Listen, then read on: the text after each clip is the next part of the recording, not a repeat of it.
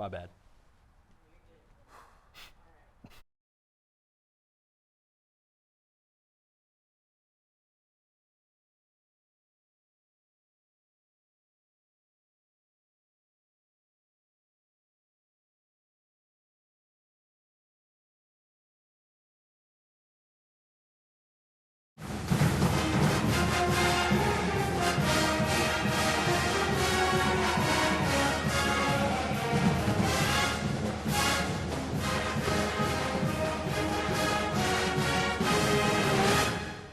Hello, and welcome back to Rocky Top Rundown, your home for all things Tennessee athletics. I'm Will Ohlig, that's Michael Ware, and we're here to give you the rundown.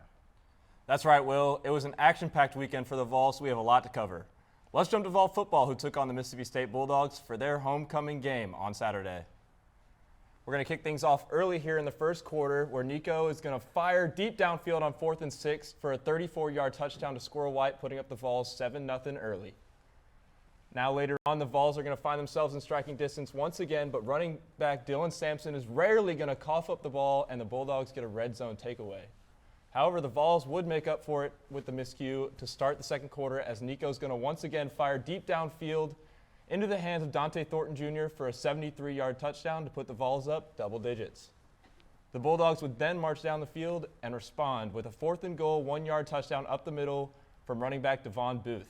The Vols found themselves up 13 at the top of the second half, but the Bulldogs are knocking on the door once again.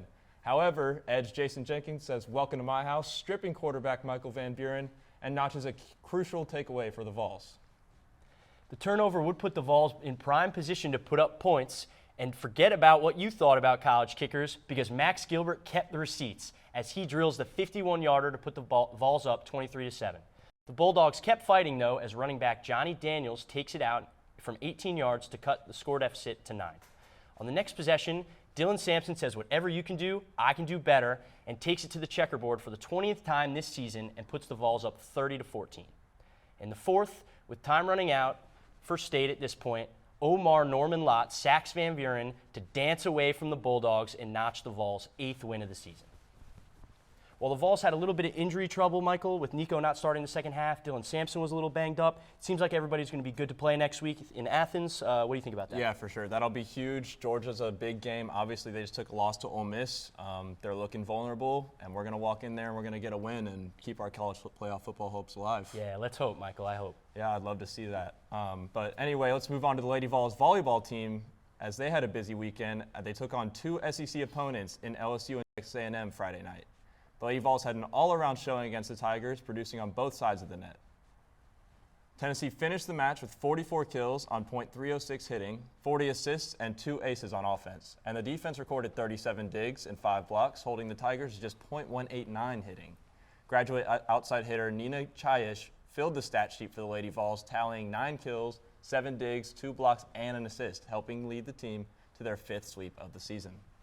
The Lady Vols didn't stop there. On Sunday, it was all about the defense in their matchup against the Aggies. Tennessee finished with 57 digs and 16 blocks, holding Texas A&M to just .244 hitting. Redshirt junior middle blocker Claudia Paulwick led the way defensively with a season-high 8 blocks, with Peyton Chapman and Kiki Granberry both adding 7 apiece. Nina Chayish took care of things offensively again, recording 18 kills, 4 blocks, in 1 ace and an assist to help Tennessee pick up the win in 4 sets. The Lady Vols look to win their 3rd straight matchup against Georgia on Friday at 6:30 at the Food City Center. The men's basketball team made their first road trip of the season, heading just up the road to face the new-look Louisville Cardinals at the Yum Center early Saturday afternoon. Well, the game got underway. New Vol Chaz Lanier stepped into a mid-range jump shot to give the Vols an early 6-0 lead. A few plays later, Zakai Ziegler found Cade Phillips for a big throwdown, and later, Phillips would be able to block this shot with the rebound by Cam Carr, looking ahead to Phillips, who would be able to finish down and put the Vols up 14 nice and early. Later in the half, Zakai Ziegler would drive to the basket. Good look, but he would have his shot contested, but J.P. Estrella was there to clean up the mess for the and-one to put the Vols up 40-26 before half. Now to the second half, Vols in a little bit of trouble here. Ziegler deep from the logo as the shot clock expires. And then the next possession, Lanier's going to hit a 3 of his own, and the offense is really getting going. Later in the half, Ziegler comes off the pick and roll, slices right by the Cardinals defense for an easy layup and the icing on the cake. And the icing on the cake, Ziegler finds Okpara for the slam. Vols win convincingly, 77-55. Chaz Lanier would lead the way with 19 points, along with Sakai Ziegler, who would tack on 7 assists. Felix Okpara added 10, while Jordan Gainey had 9 off the bench, and Cade Phillips would also have 6. The men's team weren't the only ones getting after it this weekend. Tennessee women's basketball faced off against the UT Martin Skyhawks on Thursday night at the Food City Center.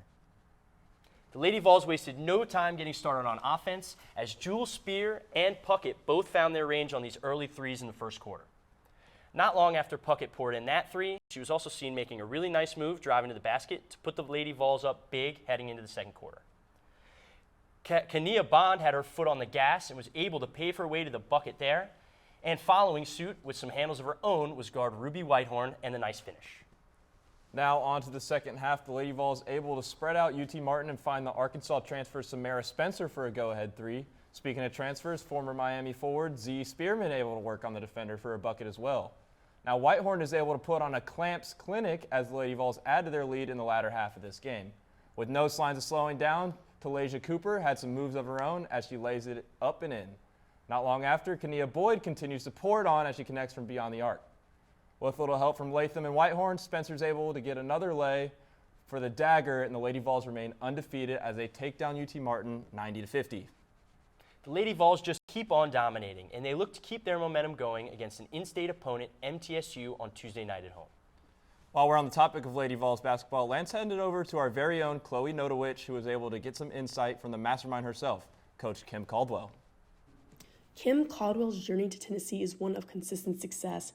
Before taking on the role of head coach at Tennessee, Caldwell spent 8 remarkable seasons coaching with a career record of 217-31 and 149-13 in conference games.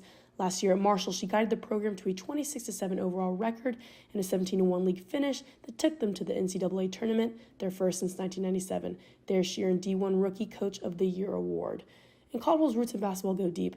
A native of Parkersburg, West Virginia, Caldwell played high school basketball for her father, who led Parkersburg South to 3 state championships. And as a collegiate player, she helped Glenville State secure the 2010-11 conference championship. And she came back to her alma mater, where she started her first head coaching job. Her father, Scott Stevens, served as her assistant coach, helping her win 4 league titles before his passing in 2020. She led the team to the D2 National Championship in 2021 and 22. That same year, she received the Pat Summitt Trophy, named after the legendary Lady Vols coach herself. It's incredible. Anytime your name is involved with Pat Summitt, it means you're doing something right. And so, again, I'm honored and humbled to be able to be a part of this. Now at the Lady Vols, Caldwell is already making waves. She brought in 5 transfers this season, including standout players Ruby Whitehorn from Clemson, Samara Spencer from Arkansas, and Alyssa Latham from Syracuse. These new additions, alongside Tennessee's up-tempo offense and aggressive defense, have pushed the Lady Vols to a 2-0 start with impressive victories over Sanford and UT Martin. Tennessee's defense has forced turnovers in back-to-back games, including a 27-steal performance against Sanford, the second highest total in Lady Vols history. And they've embraced Caldwell's strategy of full lineup substitution. This approach started in the preseason, and as the regular season has only began, the combination of the units is ever-changing. Take some time so that you'll see that change. That'll change probably up until January, and people will be able to earn themselves more minutes and be able to play a little bit longer, so they won't look quite the same. But it's so much easier, I've learned, to start at this foundation and add more than it is to start higher and then take away. And so we're just still going to work out those combinations and who can play the longest and win. And again, it's some stuff that takes time. Caldwell's first season in Knoxville is already off to a strong start, with a team that's quickly buying into her style. With a strong roster, both returning players and fresh faces, this season looks promising for the Lady Vols under the new Kimberly Caldwell era. From Rocky Top Rundown, I'm Chloe Notowich. Back to you guys.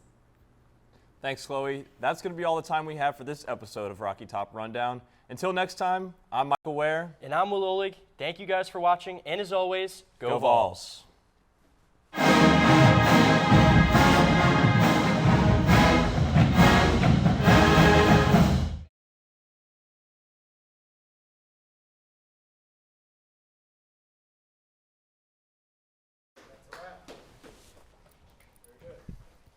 Ooh.